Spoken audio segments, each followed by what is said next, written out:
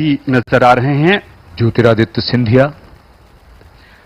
और सबकी नजर इसी तरफ रहती है। हालांकि कई खबरें तो चलती रहती हैं, लेकिन अब सबकी नजर इस बात की ओर कि उधर जो मंच है जहां पर मंत्रिमंडल शपथ लेने के लिए कुर्सियां निर्धारित हैं, उस तरफ कौन कौन अपने कदम oath of office today.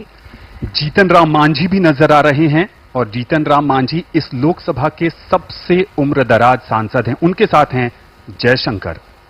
बिल्कुल। और ये सही बात है जो आप लोगों ने अभी कहा कि बहुत महत्वपूर्ण बात ये कि इससे ज्यादा आधिकारिक तो कोई बात हो ही नहीं सकती कि दूरदर्शन पर पूरा देश देख रहा है कि जहां जो कुर्सियां निर्धारित हैं, जब भी वहां बैठे हुए लोगों को दिखाया जा रहा है, देश को पता चल रहा है कि कौन कौन मंत्रिमंडल में शामिल है।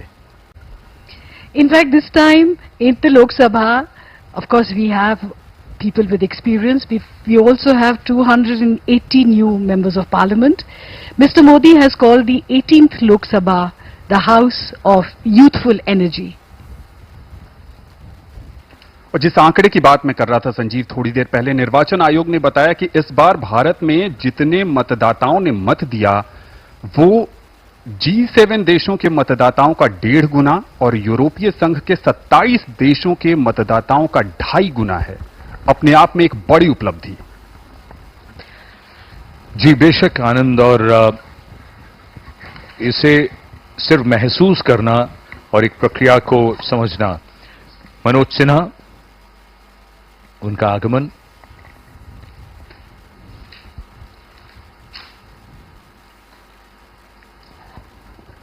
This is a grand celebration of India, the largest democracy in the world, and people are, as they should be, at the center of a democracy. The outcome of the 18th general election is an emphatic reiteration of this tenet. The largest democracy of the world has spoken through its votes, and this is a celebration of that vibrance, that energy, youthful energy, because the youth of India came out in large numbers to vote, to speak, to express their opinion. And the new government has a responsibility to live up to the expectations of the people of India. As we reflect on the outcome of these elections, let us remember the significance of what has transpired. It's not just about the results, but about the process itself, the democratic process that lies at the heart of our nation.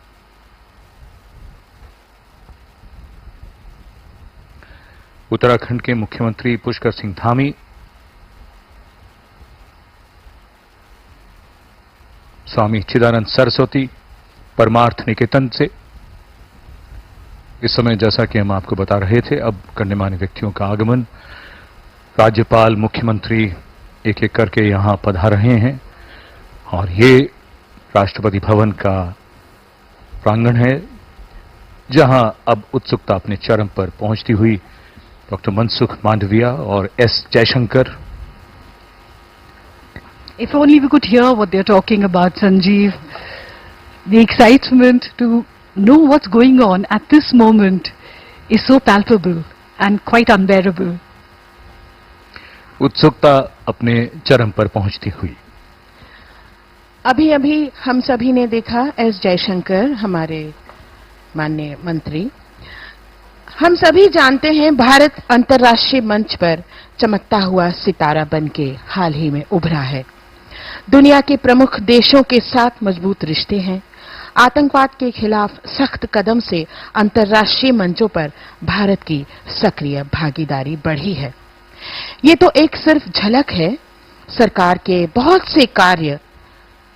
और अभी अभी हमारे बीच शुभागमन श्री अमित शाह जी का।